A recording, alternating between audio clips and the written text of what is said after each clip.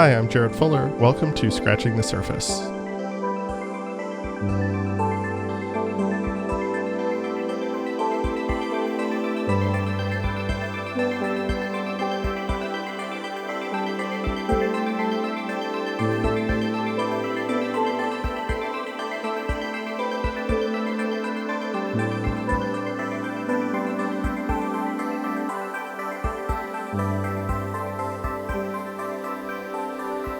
I don't need to tell you that we are living in a moment in history right now of profound upheaval, from the impending United States election to the multiple wars happening around the world to the rise of technology platforms that promote conspiracy theories to the shakiness of democracies around the world.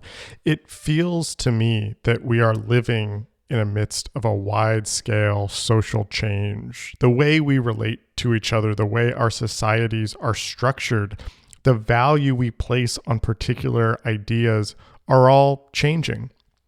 Social change, of course, is not always natural. In fact, it probably is rarely natural. It is the work of politicians, of activists, of storytellers, of designers. It's programmed, it's organized, it's engineered, it's designed. Often when we talk about design, we think about the artifacts, we think about the objects, the materiality of our work.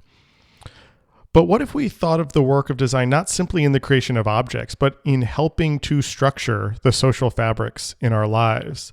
That, in many ways, is what designer, researcher, and educator Lesley-Ann Noel's book, Design Social Change, Take Action, Work Toward Equity, and Challenge the Status Quo is about. Borrowing from critical theorists, from activists, and other thinkers, Lesley-Ann embraces oppositional thinking, abolitionist theory, and utopian frameworks, along with the language of design and the tools of the designer, to provide strategies with how we can think about designing and redesigning our worlds. I've wanted to have Lesley-Ann on the show for a while now. Up until recently, she was a colleague of mine at North Carolina State University, where she taught in the Design Studies program. But earlier this year, she moved to Ontario to become the new Dean of Design at OCAD. Along with Design Social Change, she is also the co-editor of The Black Experience in Design and has created various design tools for critical reflection, both for classroom settings, but also in real-world projects. So in this conversation, I wanted to hear Lesley-Ann talk more about what it means to design social change. How can thinking about critical theory and theories around social change how we think about our work as designers? We talk about the relationship between the materiality of culture and the ideas or values of that culture. And we also talk about scale, how social change doesn't need to equal changing the world, but rather changing what's right in front of us. Scratching the Surface is supported by listeners like you. If you like what we do here, please consider supporting us on our Substack. We have a free monthly newsletter that's filled with design news, updates on previous guests, and book roundups. And we also have a paid tier that features bonus content and exclusive interviews every month. You can head over to our website to sign up and help support the show. Thank you, as always, for listening. And here is my conversation with Lesley-Ann Noel.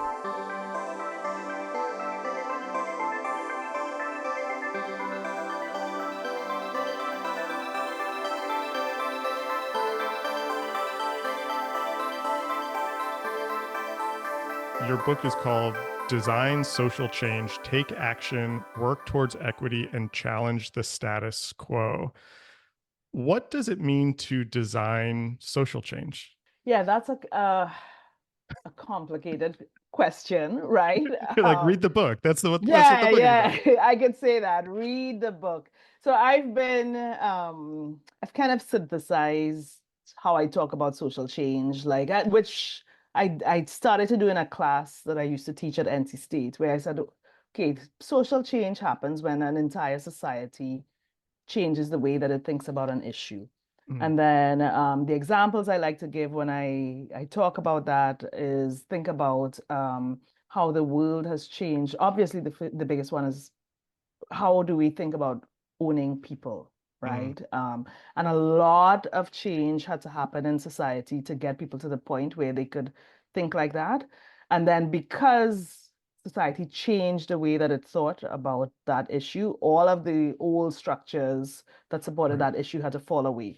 And so in our lifetime, I think about things like same-sex marriage, right? Or I don't know what else. I'm thinking of, my parents were young in the 60s, and again, they've seen a whole lot of change. And so, yeah, it's that whole thing of society changed, and then everything else has to change because the way we change things. And someone else might call me out and say, no, that's not social change at all. But that's what I talk about.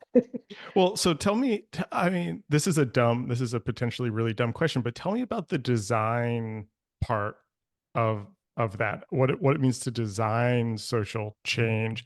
And Yeah. I'm curious, especially this is a really nerdy question, but I'm curious about the title that it's design social change as opposed to design for social change. And maybe Yeah. there's not an interesting answer about why there's no for, but can you talk a little bit about what it means to actually design those changes that you're talking about? So this book and this work actually grew out of my PhD.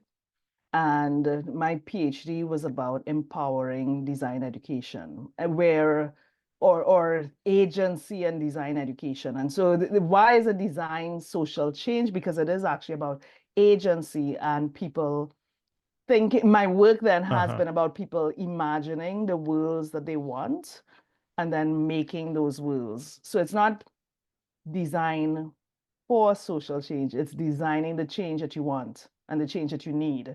And actually kind of knowing that you have some power over this Right. change that you want. So the work that I was doing was about, yes, agency and empowerment and knowing that I probably have this line in the book somewhere that, the world doesn't just happen to Right. us. Right. We happen to the world. So we Right.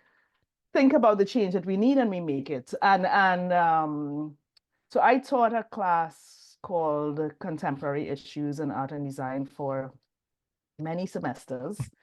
And actually, that book was a bit of a prototype. That Oh, class was a bit of a prototype for the book. And I would see, like, towards the middle of the semester where I would ask students, well, okay, what is the change that you think is mm-hmm. needed? And I would just see like a little light bulb pop on, I suppose, Mm-hmm. and I'd see the light bulb above the students' heads where they're like, oh, I need this.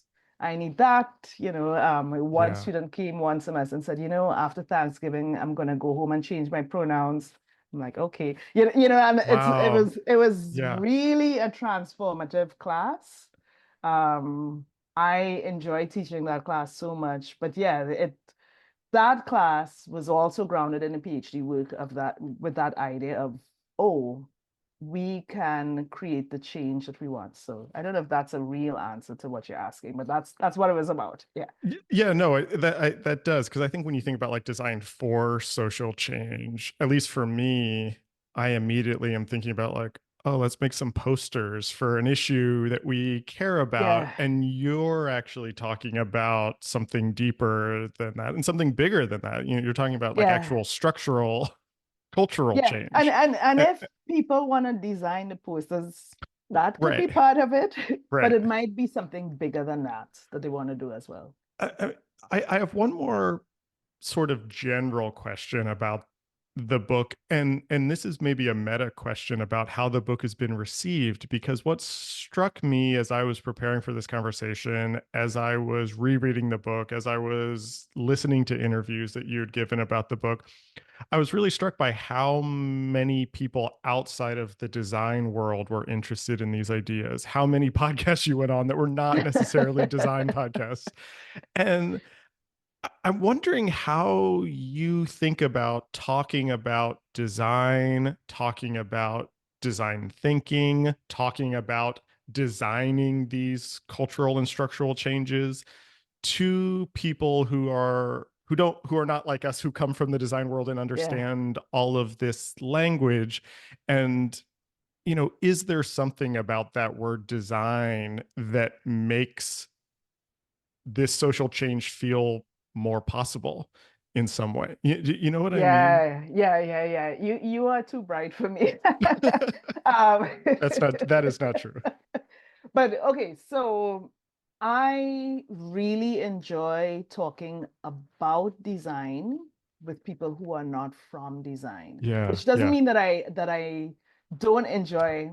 I love my conversations with designers, but I also love the conversation with people who are not designers. yeah. And I would say that the reason the book has had so much interest outside of design is because, yes, like educators understand the concepts that are in the book. And actually the book is grounded in like critical pedagogy Yeah, philosophy. So anybody yeah, who's interested in Paulo Freire will yeah. get the book, right? And people who are in government, for example, have enjoyed, have responded to the book. And I was doing quite a bit of work, like on a local government level, right? Mm, Design work on a local government level. So some of the people who have responded to the book are related to those areas. And so I think it is a good challenge for all of us in design to figure out what are the conversations we can have with people who are not from design, yeah. because it opens up the possibilities. So my design practice has in fact been about conversations with people who are not from design. Mm, And that means that my design practice has been related to education, public health, as I said, local government. That's where I've been doing design rather than maybe with designers, even though I go to conferences with right, designers right. and I have coffee with designers, but maybe I'm doing the design work outside of design. And so, okay, my work, as I said, the PhD work was about agency and empowerment. And how I got there, which might have been a little bit contrived, is that I think design is about agency and empowerment, because, okay, as designers, we think about these things in our heads Yeah, and then we make these things real. And so that's why that was one reason that I enjoyed then talking about what we need in the world. And then just, the workshops I used to do before I did the book were about getting people to imagine the thing they needed to design to get to the change that they want. And people can always do that. They can always think of, or not always, but a lot of people can think about the thing that they need. yeah. And that helps make the change kind of a little more real, right?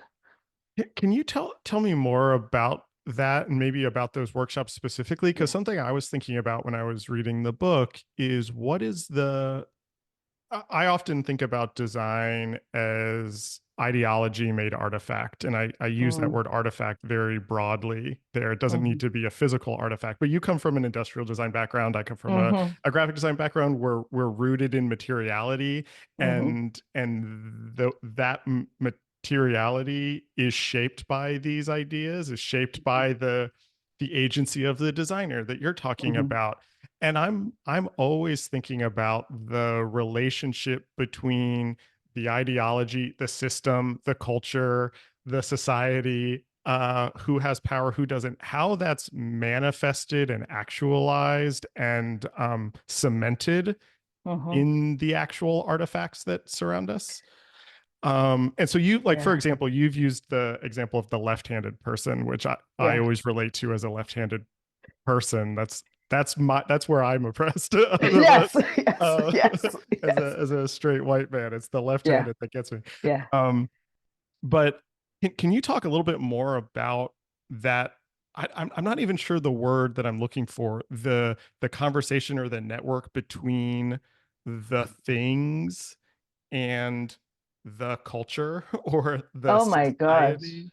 Do you have Yeah. thoughts on that? Do you know what I mean?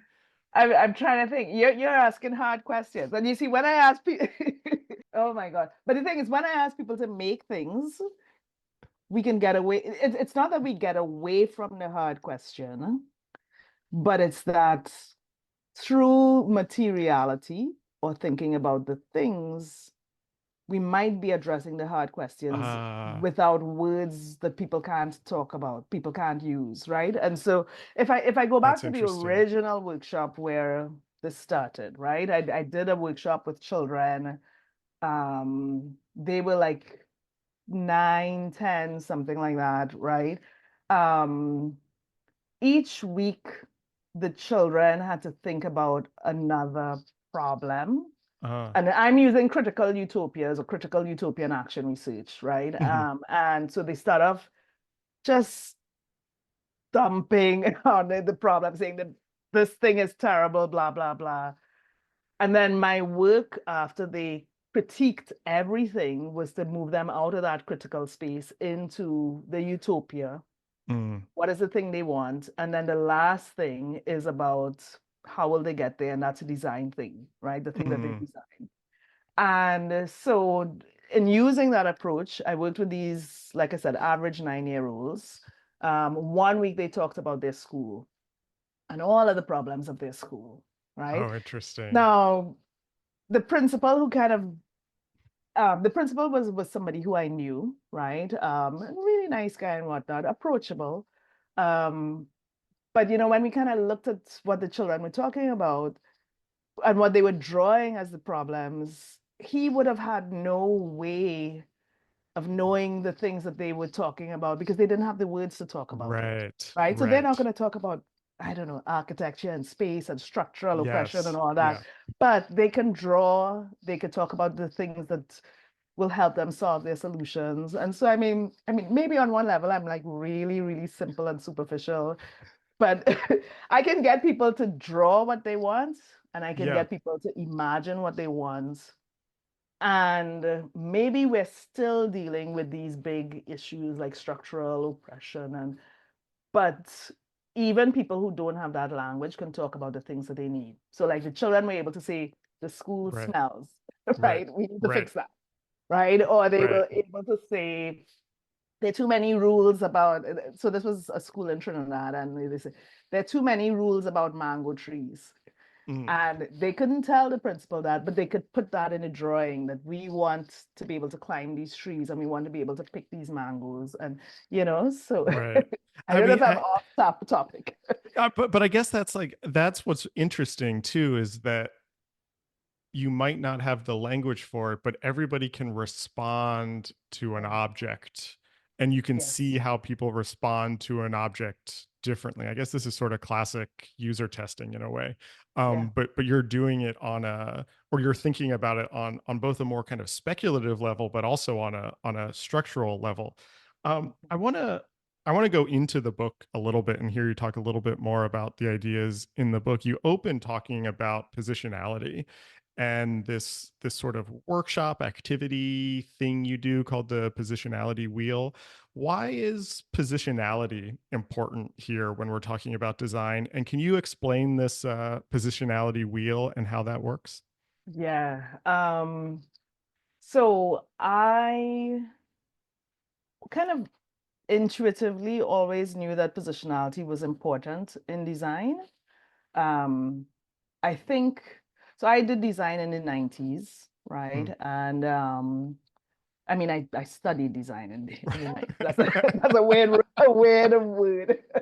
But we always learned to do these like really polished kind of pictures or we could talk about our products. And Yeah. I felt that somehow we weren't always genuine about why we made the choices that we made.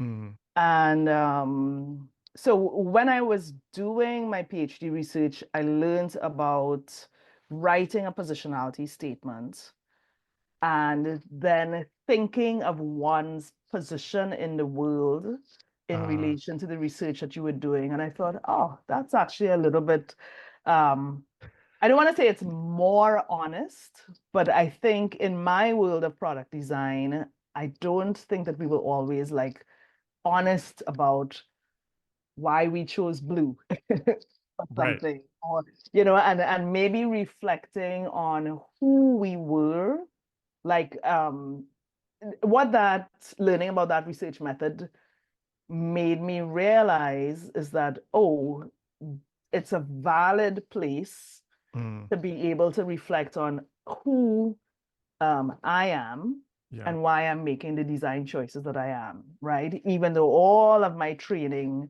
was telling me that I was making these kind of neutral design choices, which I really wasn't making. I might think that they were, and so I created that wheel assignment for a workshop that I was doing. I think it actually was a workshop about race, Mm, but I wanted to create an activity where people had space to think about all of these elements of their identity yeah. before we continued doing the workshop, right? And then actually that wheel, I designed it in like very little time, night before the workshop, and the design has remained unchanged I actually love for it. 5, 6 years. But it really was then about intentionally creating space, maybe to talk about things that people wouldn't always feel comfortable talking about, right? Hmm. When I started to use the positionality wheel in my classes, I felt a little bit more comfortable being able to talk about race. Because I mean, Mm, as a Black woman going into a class, and I taught the three places that I taught at in the United States were predominantly white institutions.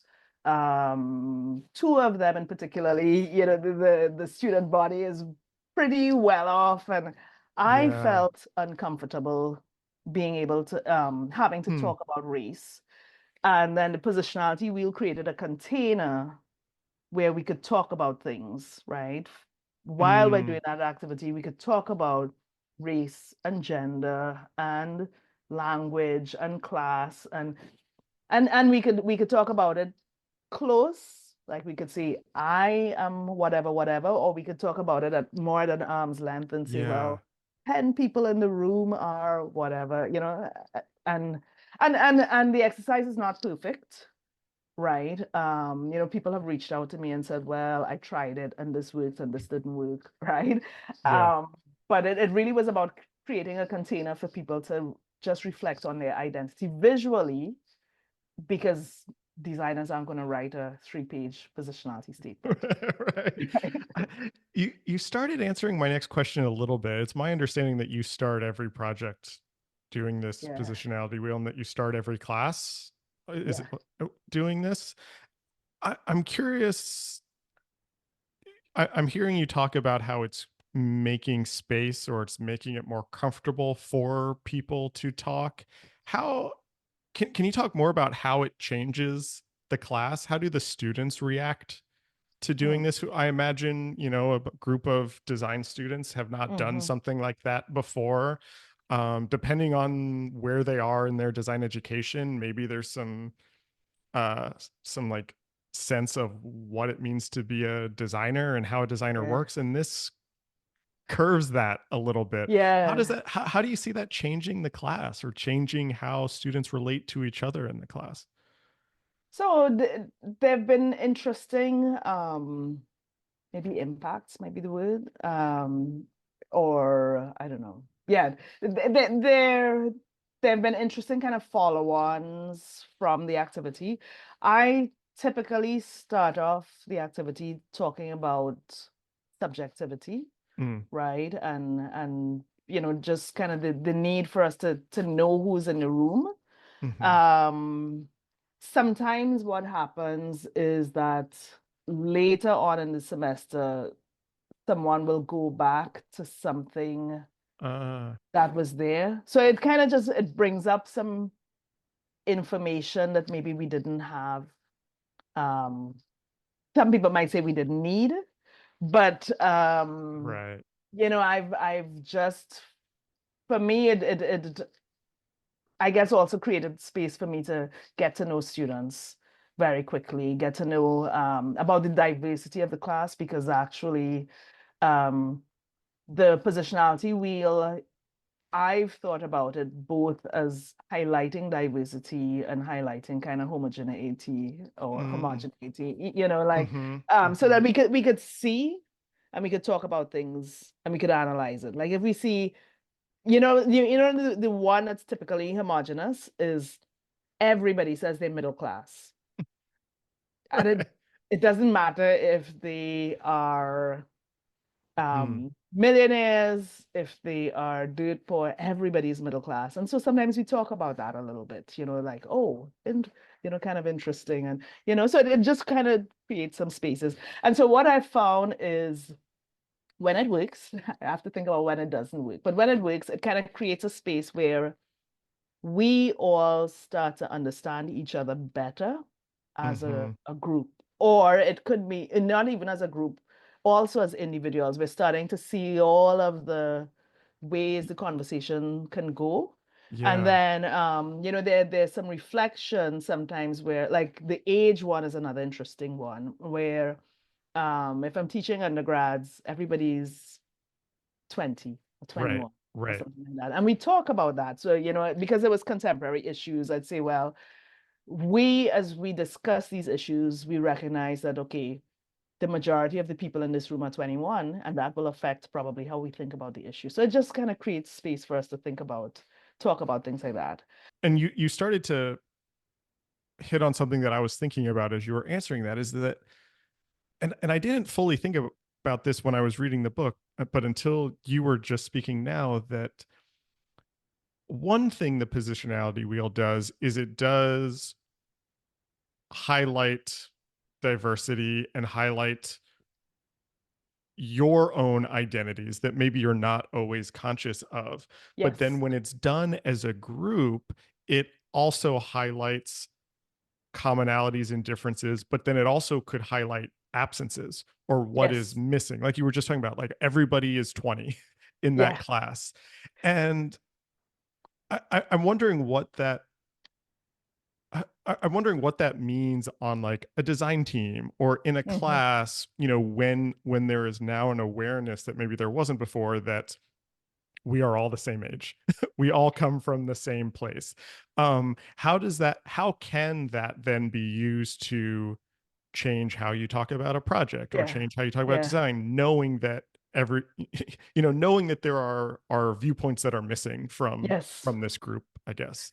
Yeah, so okay, the class that I talk about all the time, we didn't often get to design because it was like a Oh, right, social studies class, right. right? But actually, there was one project that I worked on where we were designing for people who were unhoused in a city.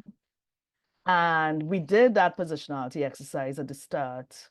And what that was able to show us was people's relationship with homelessness, Mm, which was not visible, right, right? And right. so, just I don't remember how it came up, but there was something in the discussion, as we're talking about identity, that we were able to see a little bit more clearly who in the room might have perspectives that were closer to the project and then who, again, Yeah, highlighting that yeah. difference. And so it meant that as we were going through the design process, because in that one, we really did do design, we could kind of remember the different perspectives that we had in the room. And then, of course, the perspectives that were missing and try to Yeah. figure out where to find them. Yeah, it almost feels like again, I'm just thinking about this in real time. You're making me think about positionality in a different way through this conversation, Yeah. that in a way it is an inverse persona in the sort of classic design Uh, thinking idea of persona, where instead of making a persona of an idealized audience yes. or user, you're making Yeah. a persona for yourself Yeah. that then shapes or doesn't shape the thing that you do go to design. And you mentioned this earlier, it completely um is a sledgehammer to this idea of universal design or neutral design that can Yeah. no longer exist when everybody has their own Yes. positionality. Yes. And, like that can also create a sense of chaos. Mm, Like, yeah, oh my God, there is no universal. I don't even know how to respond to that. But the reality is, okay, there is no universal, yeah, right? But that, so that recognition of, oh, wow, look at all of this diversity that we do have to be taken into consideration as we design. yeah, Um, I'm sorry if it creates chaos for people, but that is part, yeah, that's part of the realization that, oh, yeah, there are all of these, yeah, points of Well, view. I mean, maybe this is a way to connect. Maybe we can connect this to another. There were two other specific parts of the book that I wanted to hear you talk more about, and one of them was this idea of abolitionist thinking. And you quote the theorist Hannah Korsmeyer. Is that how you say Oh her yeah, name? okay, yeah, uh-huh. Um, but when you're writing about her work, you say that abolitionist thinking is a way to move beyond thinking of design as problem solving or things to be fixed. And I think Yeah, there is an impulse to always think about design as fixing something, as problem solving. yeah. But now we're talking about design as chaos making Yes, in a yeah, way. yeah. Can you talk about abolitionist thinking and how you connect that to design and how you Ah, connect that to these ideas that we're talking about? the thing about abolition is that that's the end of something. So when I think Mm, of abolitionist thinking, I'm kind of saying no to incremental changes and incremental uh, design. It is for us to say, okay, what is it that dramatically has to change? And then let's yeah, make a clean break yeah, and change the thing, right? And so let's abolish slavery. right. Let's break the thing that needs to be broken and start again if needed, right? Right. And I know that there are a lot of people, I get drawn into a lot of conversations where people are saying, yeah, but the most successful design is incremental. Um, Uh, sometimes sometimes we have to think about, okay, what's the dramatic break that needs to happen? yeah. Even if our response in the end, even if that dramatic break is utopian and we know that our response is going to have to be incremental afterwards, we have to kind of say no to some things Yes. and let's think of it differently, right? Um, I don't quite remember what the example with Hannah was in the Right. book Sorry, and I didn't because take I've notes written on that. I yeah, wrote the name but down but and I was I'll taking tell notes on you, that. well, first I have to confess that not confess, but I wrote the book 2 years ago, or 3 years ago. I actually wrote the book pretty much late pandemic, right? Okay. But Hannah Korsmeyer, I believe Hannah's in Australia still, right?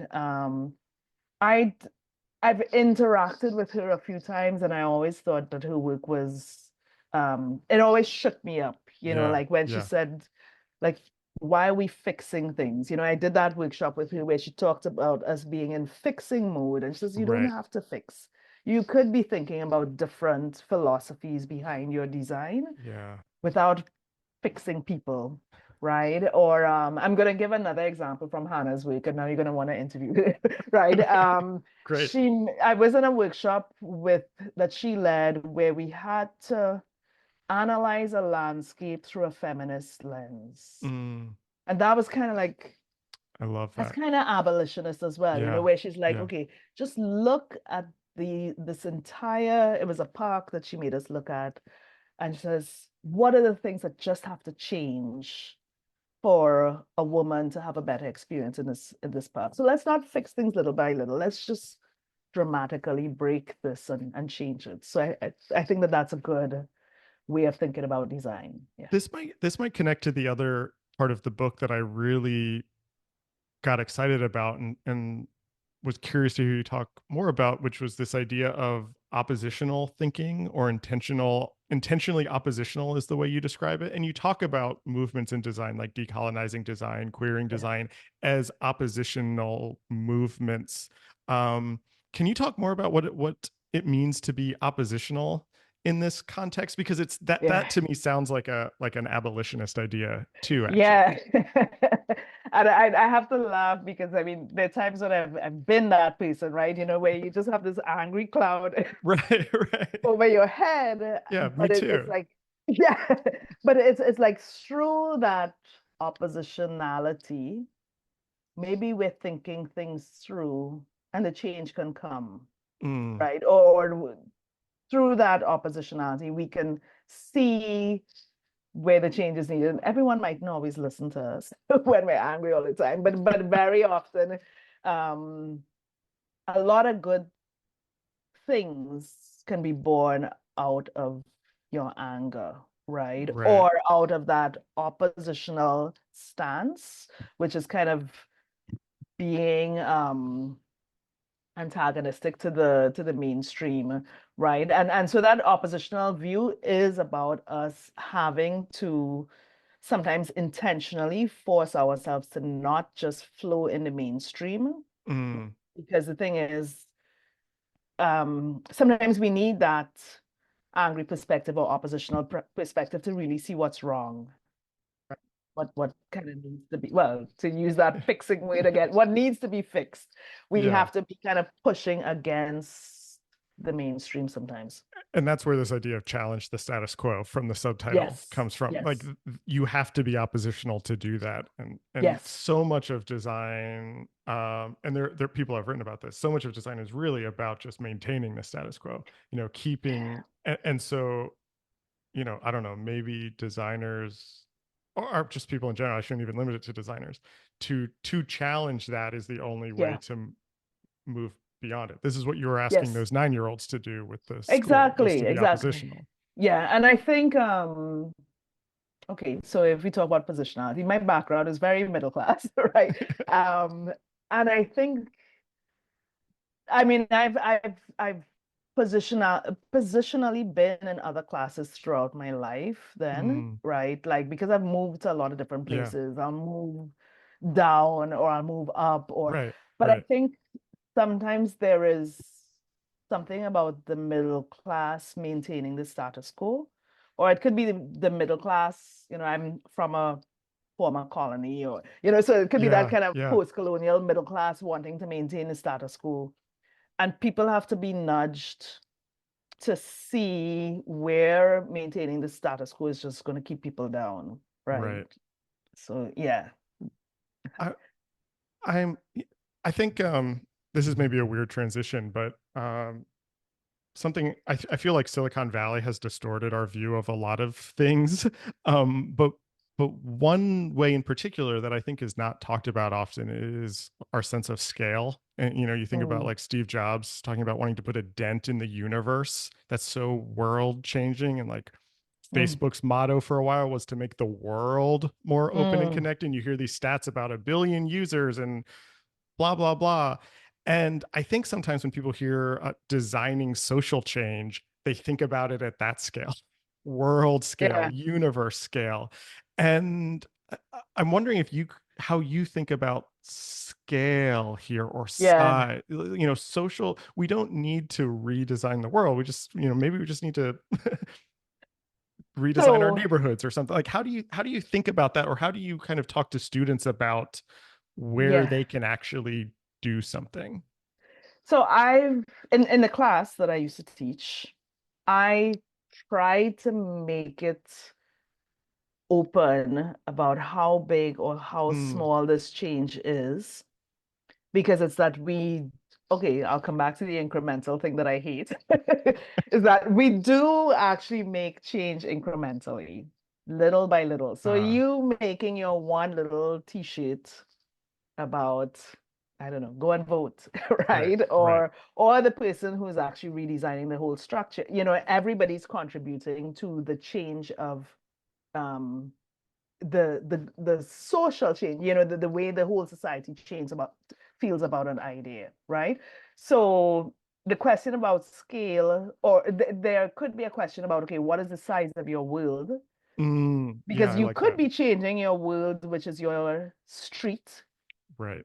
or you could be changing your world, which is 1 billion people, right? Right. And we need, well, I don't know if we need the 1 billion people world kind of change. I think sometimes we do need a lot of street level change. Yeah, yeah. And then that kind of, um, I'm making signs that people can't Right. see. That Right. that gets bigger and bigger and bigger. And maybe I'm not being realistic in thinking about it like that. But you see when I describe it in the classes, and somewhere in the book, I say that it's the entire society changing the way that they think about something, and all of these little Hmm. things add up. So Hmm. when I was doing research for the book, I learned about a lawyer told me about the art movement tied to the anti-slavery movement. Mm. And these people were making paintings and writing poetry and doing Wedgwood pottery and, Yeah. they were all abolitionist, anti-slavery stuff that somehow would have contributed to the abolitionist Yeah. movement. So if we think about every change like that, that actually you do need both big steps and small steps to get society to change its ideas on something, then both are valid. Everything is valid then. Yeah, that makes sense to me, and I think some of that comes from questions I get from students in my classes when we talk about these ideas, and they're Yeah. like, well, like capitalism, like we can't change capital, like that's so big. How do we think about that? And I think the way you're talking about it is it's yeah, incremental is not the right word, but I know what you mean. It's these like levels or something. Yeah. So something I think about a lot when we talk about these types of topics is, and I think you and I have actually talked about this before, is this relationship between the designer singular and design generally, or the structures broadly, and this idea of agency, to go back to the beginning of this conversation. And so much of your book is personal. Personal Mm. is in your own personal stories, but it's also about what the individual person can do, how the individual Mhm. person can make these changes. That's what positionality is doing.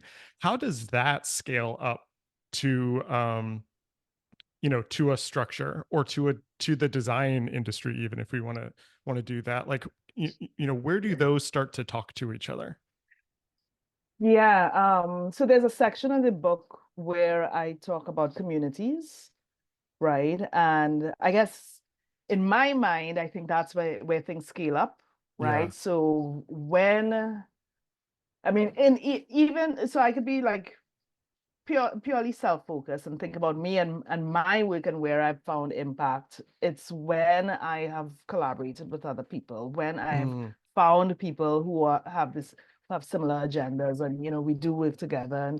And so, okay, yes, the first part of the book talks a lot about examining yourself, but like somewhere in the middle, I talk about building communities, yeah. right? Yeah. Finding communities to support you, finding communities to work with you. And I think that that's where some of that scaling up happens.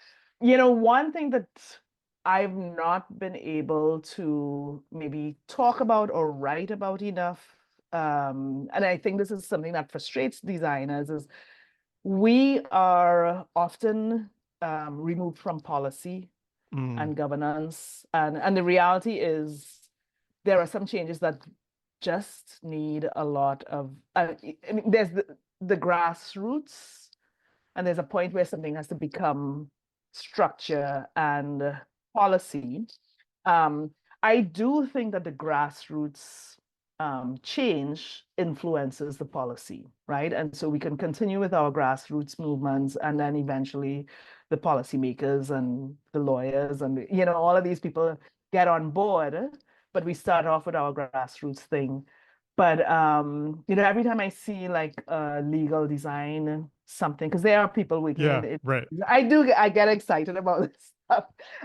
Because I I think, yeah, more of that has to, if we are talking about designing the worlds that we want, a lot of the structures in these worlds are tied to, yes, policy and governance and, other Mm-hmm. Mm-hmm. structures that we are sometimes removed from Mm-hmm. and we have to get closer to. So sometimes people get a little frustrated with the book. I'll be frank and say, but where are the policymakers? And maybe I didn't address that, but I think the reality is that yeah, that the policymakers are also part of the design process, and you know we need to be able to influence them, or we need to be designing the policies.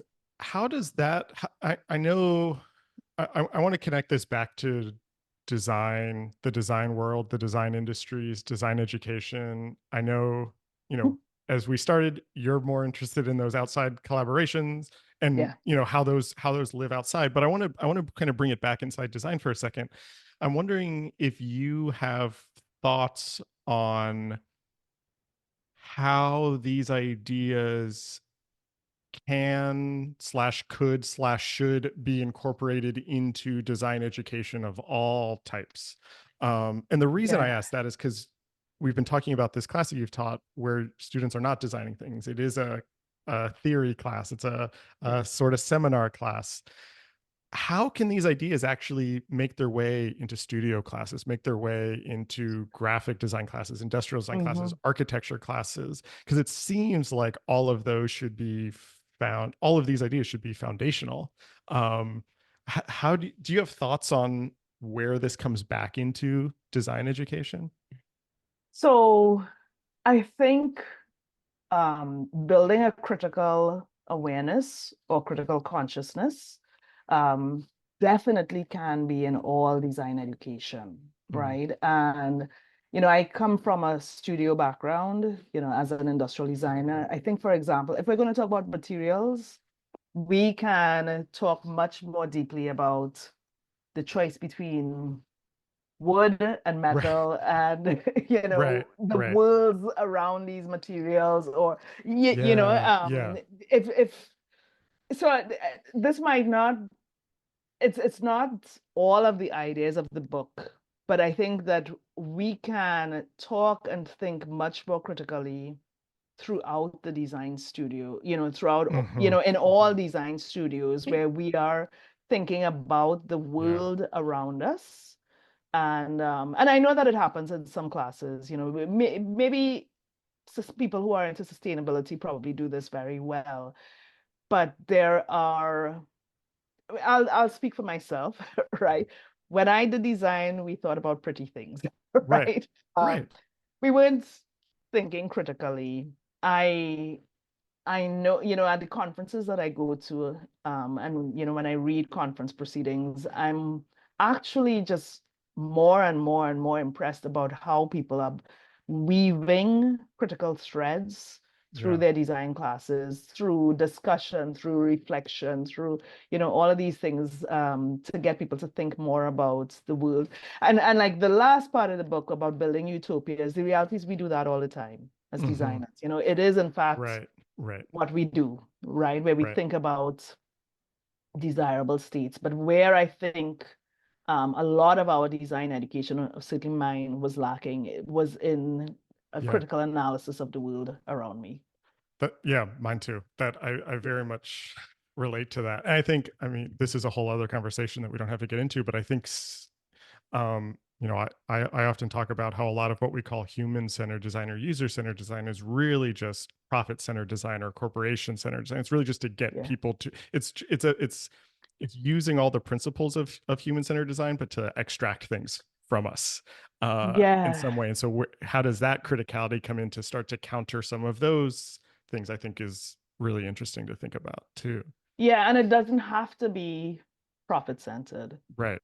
Right. So I know you're gonna draw me in other threads maybe, but I guess what I've enjoyed for the last 5 or 6 years is not focusing on products for consumption at all.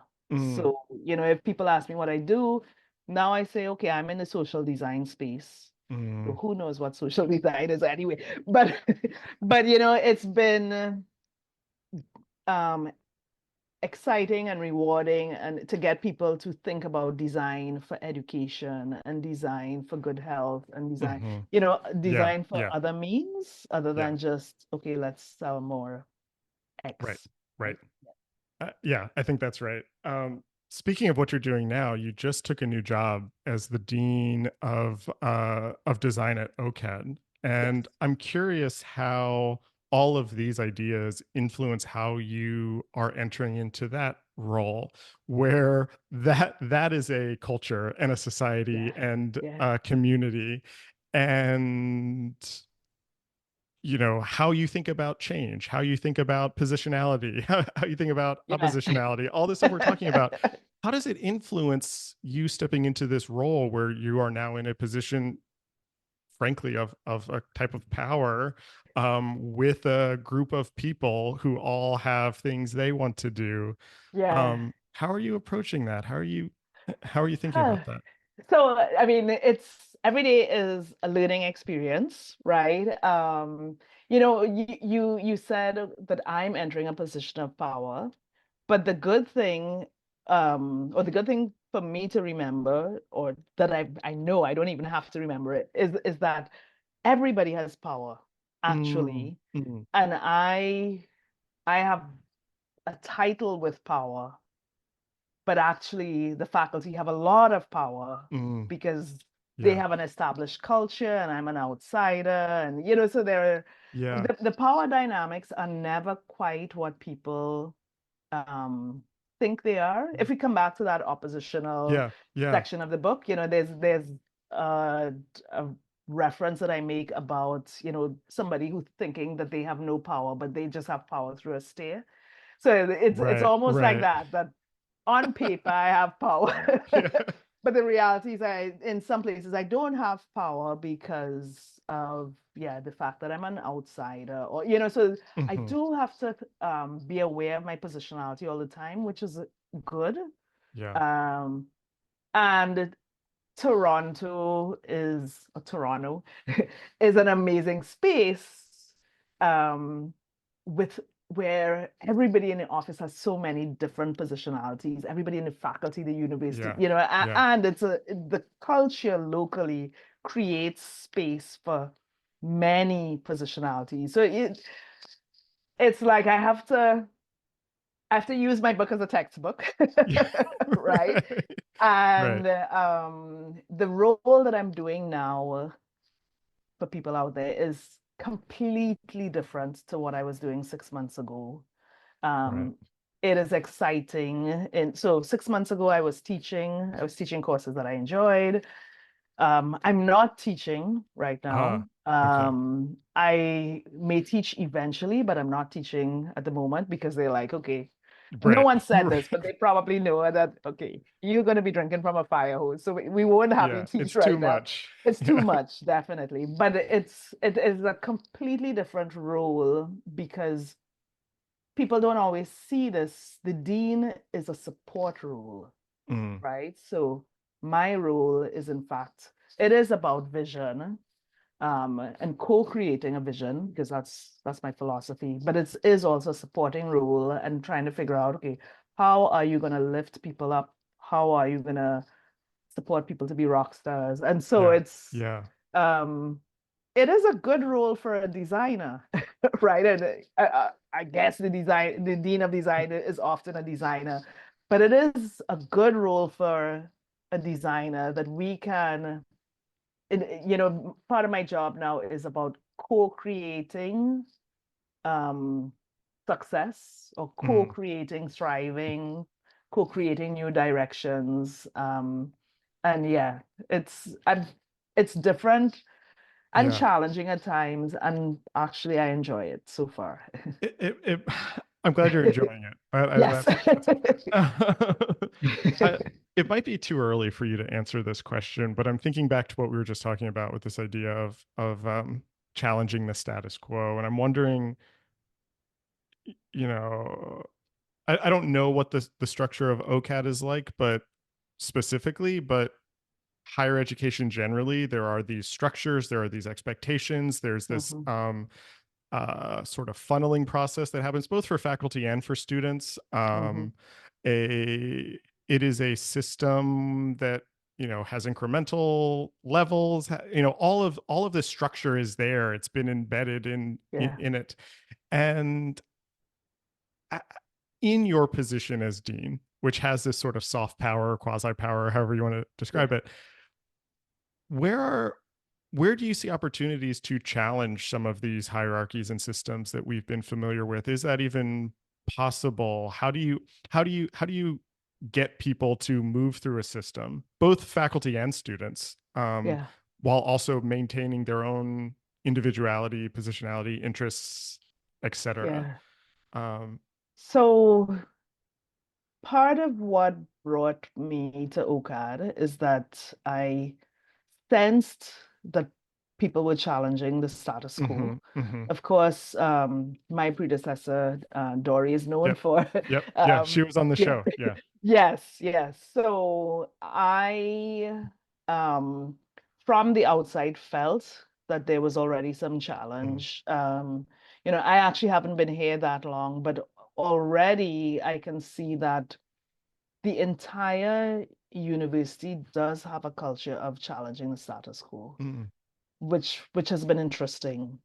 Yeah. So they are, people are questioning barriers to moving through a system, Yeah. right? And we are talking about, systemic barriers again, Mm-hmm.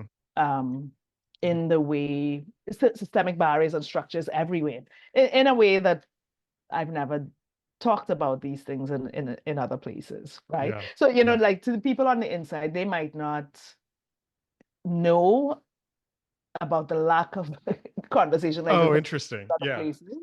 Yeah. As an outsider coming in, I'll tell you that, yeah, knowing that everybody from the president, the vice provost, the other deans, that everyone is actually collectively challenging the status quo, um, and then challenging themselves on, Yeah. are we challenging it enough? Right. You know, it's an interesting place to be in because of Yeah. that. My last question is when you're an undergraduate industrial design student, you've told a story about a professor standing in front of the Mm, class saying there's no jobs for yeah. industrial design. There'll be no jobs for you, no jobs Yes. for industrial designers. It's up to you to make your work relevant in some way. And I'm wondering now in 2024, what does design need to do to be relevant today, or where does design go next? Where does all of this work start to move to meet this current moment that we're in right now? I think like it's the same, we're in the same scenario 30 years later, where if so I'll name my professor. He was Evans Okay. Fontoura. Anybody from Brazil who recognizes that name could reach out. Um 30 years later, because he probably said that around 1994. Okay. And so 30 years later, we're in the same place where does design go next? We have to talk to people and tell people why they need us, Hmm. right? And just do work. So maybe 30 years ago, we were doing more of a hard sell, right? Yes. That you need us. And maybe now in 2024, more people kind of know, oh, we can work with designers about different things and let's just do different stuff together. So like, if we go back to the conversation at the start, I am really energized by the work that I do with people in public health in particular, Yeah. in the cities. Um, I've been kind of fortunate to always get these calls to do that kind of work. I haven't designed a chair in maybe 20 years. The last object that I designed, I think I was pregnant and my son is already 16. No, that's not really the last object, but the last manufactured object, Yeah. right? Yeah. But it doesn't mean that I'm not designing, right? And I am using my design sensibilities every day. And so again, I would just say we spend a lot of time talking to ourselves Hmm. as designers, and where does design need to go? We probably need to just continue having more conversations outside the discipline, conversation and Yeah. collaboration outside the discipline. You didn't use these exact words, but I love the way you articulated that, where it's no longer about having conversations and saying you need us, but it's Yeah. having conversations saying like, how can we help? How can we work Yeah. together? I think that's a really Yeah. beautiful way to sort of Yeah. think about that. um Lesley-Ann, this was such a great conversation. Thanks for being on the Yay. podcast. Thank you. And that was my conversation with Lesley-Ann Noel. It was recorded on September 18th, 2024. Our theme music is by Jeremiah Chu. This show is and always will be free, thanks to the generosity of listeners like you. Have you subscribed to our Substack yet? That is the best way to support this show. The paid tier gets you bonus interviews every month. You can visit us at surfacepodcast.substack.com to sign up. You can also follow us across social media at Surface Podcast, and you can listen to all of our previous episodes wherever you get your podcasts and at our website, scratchingthesurface.fm. Thanks for listening.